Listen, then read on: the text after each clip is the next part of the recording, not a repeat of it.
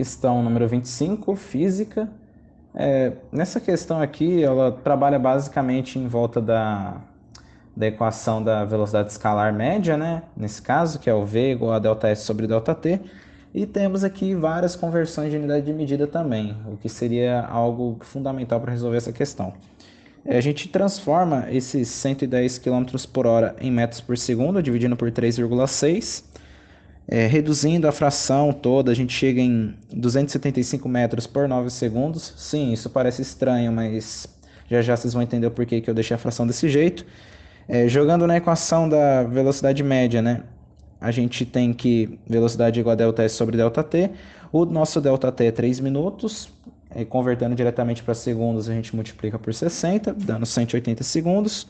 Isolando na equação todos os dados para descobrir o ΔS, a gente tem que 180 vezes 275 sobre 9 avos é igual a ΔS. Resolvendo todo esse cálculo matemático, a gente chega em que o ΔS é igual a 5.500 metros. Portanto, a alternativa E está correta. Vamos para a próxima questão.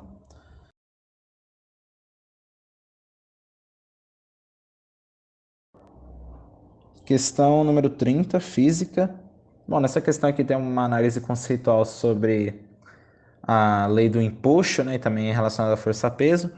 E o que a gente deve, no caso, analisar?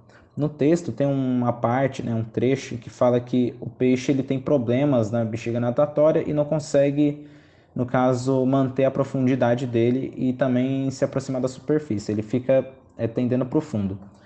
Se ele fica tendendo para o fundo, né, já está na cara que a força-peso ela é maior que a força de empuxo. Nesse caso, como não está escrito diretamente nas alternativas, temos ali na alternativa E que o empuxo é menor que o seu peso. Portanto, a alternativa E está correta. Vamos para a próxima questão.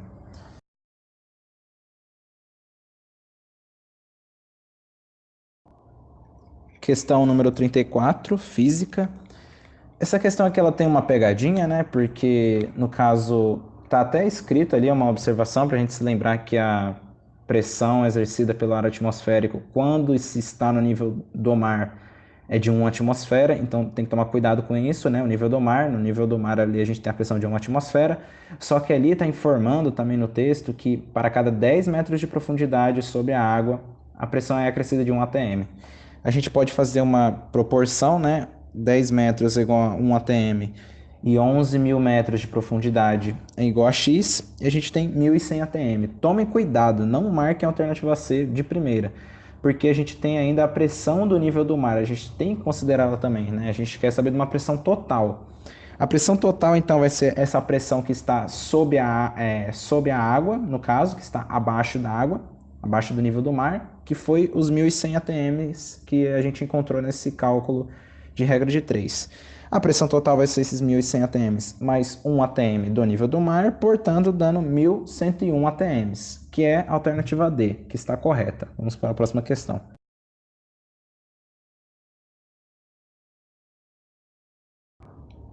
Questão número 37, matemática. Essa é uma questão que envolve, no caso, sistemas de equações, de duas equações a duas incógnitas, e a gente vai considerar que x é o número de plantas e y é o número de vertebrados endêmicos nesse bioma falado no texto. Temos aqui que os estudos estimam que haja um total de 8.732 espécies, né? Então, x mais y é igual a 8.732 e que a diferença entre as plantas e a quantidade de vertebrados é 7.268 espécies. Então, a gente resolve aqui o sistema e ele quer saber o número de plantas endêmicas nesse bioma. Então, resolvendo tudo aqui, isolando x e y, temos que x é igual a 8.000 plantas. Portanto, a alternativa D está correta. Vamos para a próxima questão.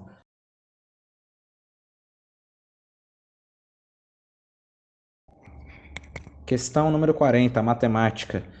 É uma questão envolvendo aqui geometria plana, né? E temos aqui os dados do texto falando que o triângulo ABC tem um ângulo reto em A, e um ângulo de 45 graus em B.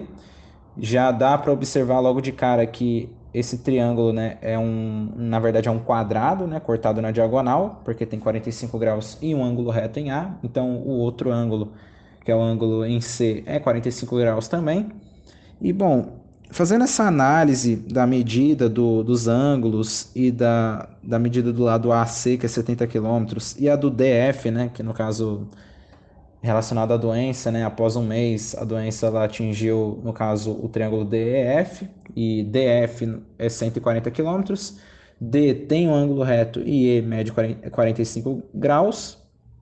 A gente calcula as medidas e a área de AB, ABC e de DEF e observa que a área de DEF, né, que é 9.800 km², é 4 vezes mais que a área ABC. Se você for dividir a área de DEF pela área de ABC, você vai ver que tem, no caso, a área a área de DEF é 4 vezes mais a área de ABC. Portanto, a alternativa D está correta, que é o quádruplo da área de ABC. Vamos para a próxima questão.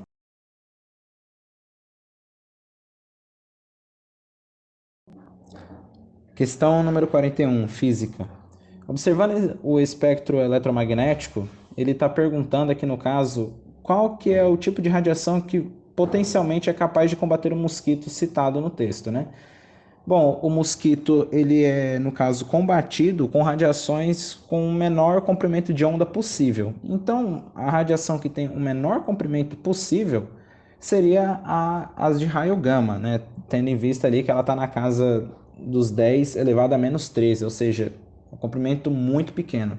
Portanto, a alternativa E está correta. Vamos para a próxima questão.